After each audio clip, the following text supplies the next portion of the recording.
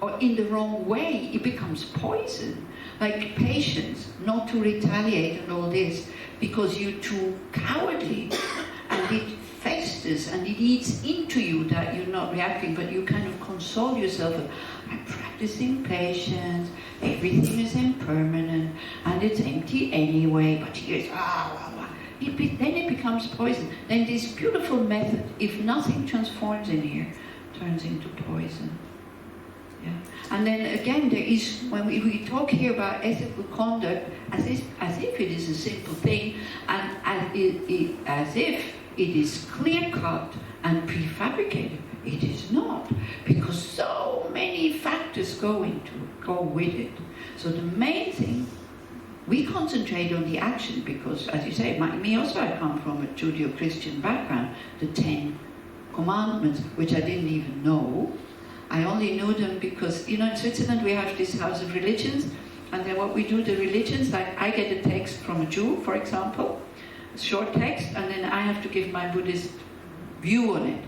I send it to him, and he gives me his view on my view, and then it goes public. Like then it's like an audience, and there's somebody playing piano and somebody playing violin, who is kind of trying to interpret the whole thing with music, and we two discuss what we wrote, so it's a bit planned. I mean, it's not spontaneous.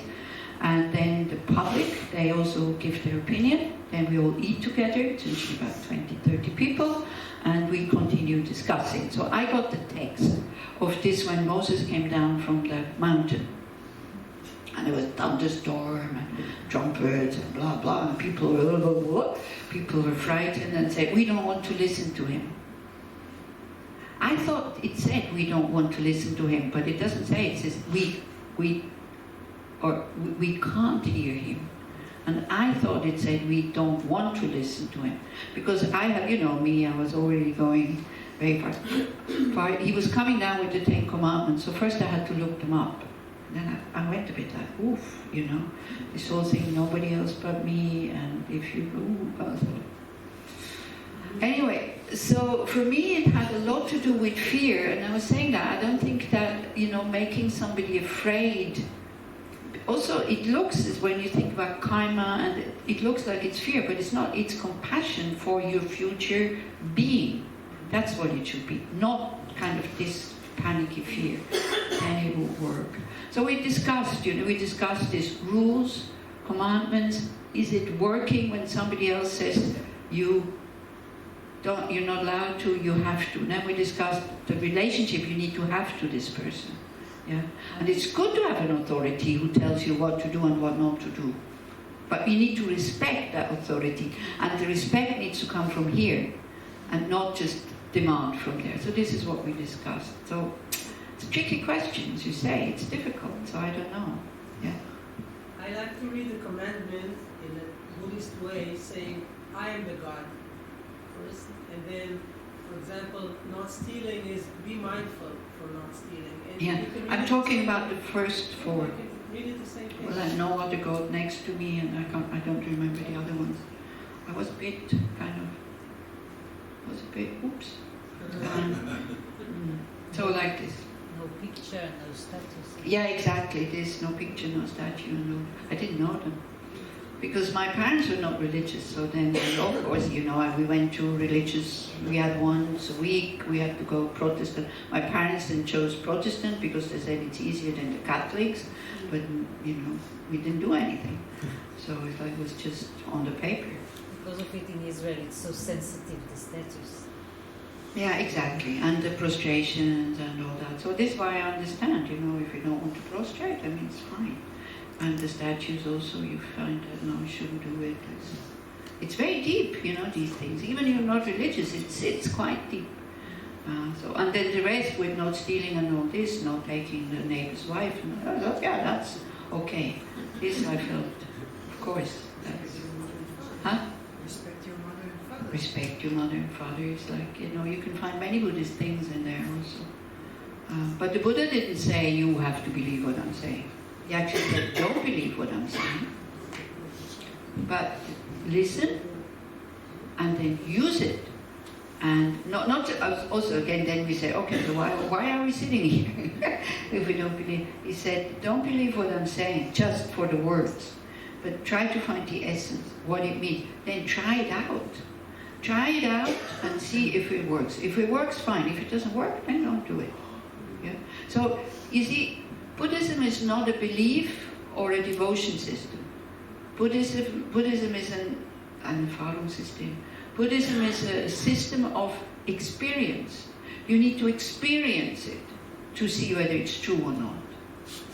But we need to see first what shall we experience. We need to have these guidelines. And then according to those, for some it fits, for some it doesn't. For the same person, some moment it fits, some other moments it doesn't. So of course you can make very, very thick books, and you know, if the situation is like this and like this and like this and like this, like this, like there's no end to it. Because you need to consider the past and the future. So how can you make real rules? Still, these rules here, you know, don't do this. Because our mind is very wild. So it is a bit like when you start riding a bicycle and you have these two wheels to support you. Yeah? So this is how these are the rules. It goes like this. So this is how you learn first to behave in the world, by abstaining. Then when you have this, you take away the rules, you take away those little wheels, and then you start to ride the bike. And then it's like, if it's necessary to be unethical, you have to be unethical. That's the Bodhisattva vows. It's very high. But if you're not realized and your motivation is not for the benefit of the others, you get a lot of negative karma because you know you're cheating. Not because the Buddha sees that you're cheating, but your Buddha nature, or your wisdom, or your intelligence that we all have sees and understands that you're cheating. So being unethical for the benefit of others is very, very tricky. But sometimes we have to do it.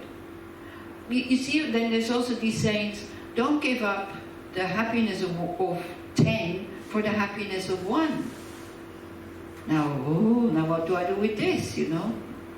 But this is my son. What about the other 10? They're not my sons. Yeah, but then they also say, you have connection to people, so they come first. It's like, you know, it's really like medicine. You need to know what to apply when. So that implies a lot of study. A lot of study and letting go of this black and white mind that is always like this.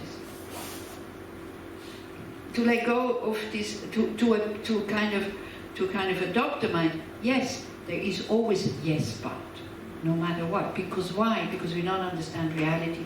Because we are stuck in this dualistic view that what I see out there is separate from my mind. It's not part of my mind. But now we make a break. Okay? Then we go on to patience. Yeah. So are you missing out on something? I am happy that I believe in rebirth, and I was born with believing in rebirth. I carried that with me from my past life, of course. And, you know, my totally unspiritual parents, totally only wanting money. My dad just to earn it, my mom to spend it. They were nice people. They didn't harm anybody. That was their attitude. It's okay. I'm not making fun of them. They didn't harm anybody, you know. And thanks to my dad's money, I was really able to become a nun, because I knew I could survive like 10 years at least in India with that money. And I had no pressure and no nervousness. How will I do financially? You know, so I'm very thankful for his attitude. And I really, it's like, they were good people, you know, they didn't harm anybody, but they were just interested in material things. And both of them died very peacefully. Yeah? They didn't die, I didn't like my daughter now, I didn't become, no. Yeah. So anyway, what did I want to say? And they were ethical also, both of them. My mother was self-absorbed, yes, but my father was, okay, well, he was also cheating also with the taxes. No, I was, and I had this view of, it's not possible that we only have this life. And the people around me, they thought I was loopy, you know, it's like, what are you talking about? So I stopped talking about it. And then when I read first Buddhist books like Siddhartha, I was maybe, how old was I? Maybe 20, Hermann Hesse. Wow, this is it. So that must be imprints from past lives. I totally fell into it, that really like Obelix into the magic potion. You know Obelix? Asterix and Obelix? Yeah, so you have this big guy who fell into the magic potion anyway. So yeah, so it was for me. But it doesn't mean that it fits everybody. I have a very good friend of mine, for her, the Creator God and Jesus who looks after you when you give up wanting what you want, looks after you, that works perfectly well. These are just conventional tools. And when we look at religion, quite honestly, at the moment when I see it, it would be not such a bad thing to get rid of it. So many wars, so much suffering, so much hate, so many divisions because of religion. So much. Because of different medicines. It's not that this is better than that. You know, and this is what we learn in the House of Religions. Mine is not better than yours, but it's different. And it's okay that it's different as long as it doesn't harm. That's the main thing. Yeah. So here I'm presenting you the Buddhist view. Maybe it fits, maybe it doesn't, but we can still remain friends. Yeah? But in order to remain friends, now I give you a break. So we make 20 minutes break, it's okay, and then we should do again a short contemplation, meditation, and maybe we will discuss what we shall do about this discussion group. Whether we should have it with Chaya, whether we should have it or not, you know.